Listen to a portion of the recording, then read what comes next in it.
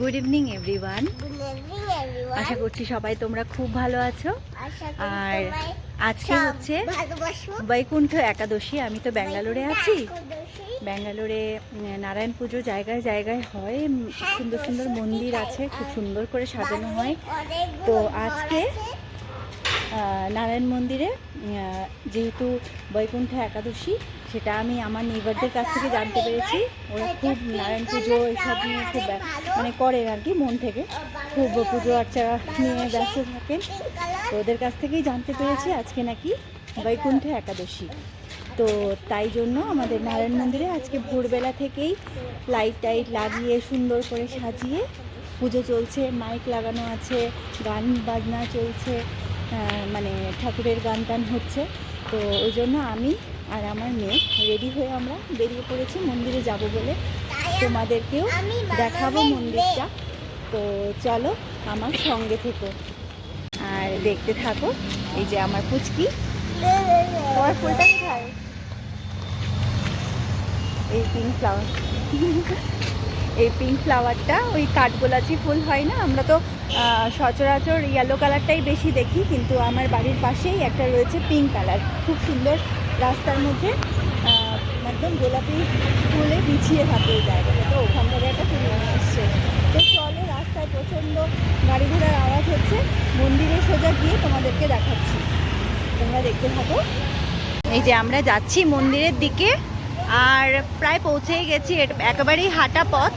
পেছন দিকে একটা আরও কাছে, মানে ডিস্টেন্সটা আরও কম একটা রাস্তা আছে, কিন্তু ওই রাস্তাটা দিয়ে এখন গেলাম না কেন, কারণ ওই দিকটায় কুকুর অনেক থাকে, তাই একটুখানি ঘুরে অন্য একটা রাস্তা দিয়ে যাচ্ছি। তোমাদেরকে আমাদের বাড়ি থেকে যে বারান্দা থেকে যে চার্চটা দেখা যায়, সেই চার্চটাও তোমাদেরকে দেখাবো। মন্দির আর চার্চ একদম মুখোমুখি। তো চলো দেখাই তোমাদেরকে। এই যে এটা হচ্ছে চার্চ। এই যে ক্রিসমাসের সময় চার্চটা দেখো কি সুন্দর করে সাজিয়েছে, তখন থেকে সাজানোটা রয়েই গেছে। মাঝখানে আমরা একদিন এসেছিলাম, কিন্তু এখনো রয়ে গেছে, দেখো কি ভালো লাগছে। আর এই এত মানে উঁচুতে যে লাইটটা রয়েছে, সেটা পুরো আমাদের ঘর থেকেই দেখা যায়।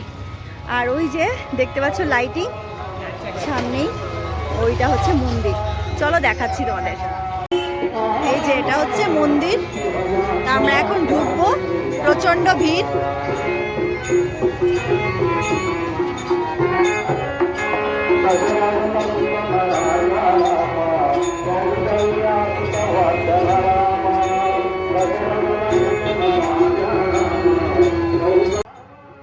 এই দেখো মন্দিরের ওপরে কি সুন্দর করে সাজিয়েছে।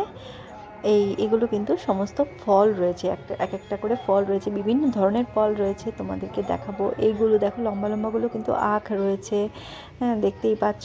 আর দেখো আমাদেরকে তিলক লাগিয়ে দিয়েছে, তো আমরা দুজনেই তিলক পরে নিলাম। এই বাচ্চাগুলো এসে বলছে লাগিয়ে দেবে, তো আমরা আর বারণ করিনি, পরে নিয়েছি। আমার মেয়েটা দেখো কীরকম করছে, হাসছে, ওর বেশ মজা লাগছে আর কি। তো চলো এবার ভেতরের দিকে ঢুকে তোমাদেরকে দেখাই কি সুন্দর করে সাজানো।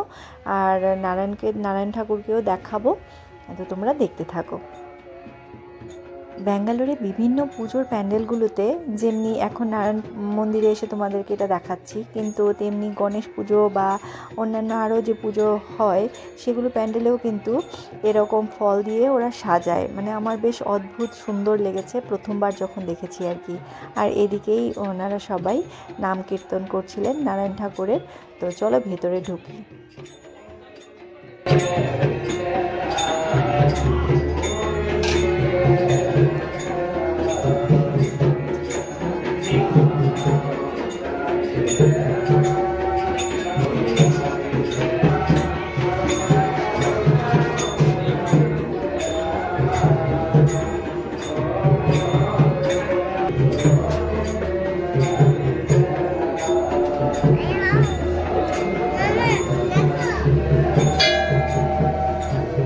রাখো, তোমার হাতে রাখো।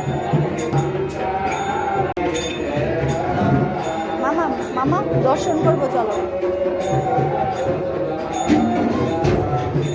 চলো সামনে এগিয়ে যাও।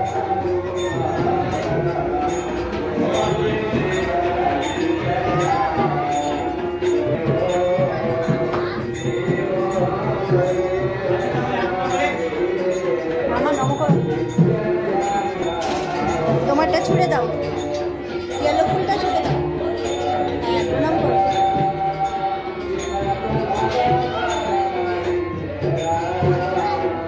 ঢুকো না, ঢুকো না।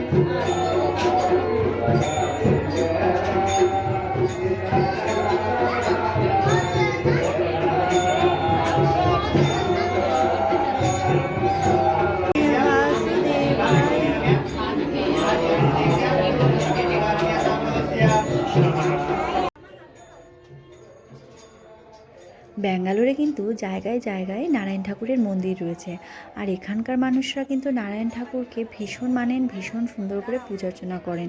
নর্মাল দিনেই কিন্তু নারায়ণ মন্দিরে কম বেশি ভিড় থাকে, আর পূজা অর্চনার দিনে এখানে পা রাখার জায়গা পর্যন্ত থাকে না, এত ভিড়।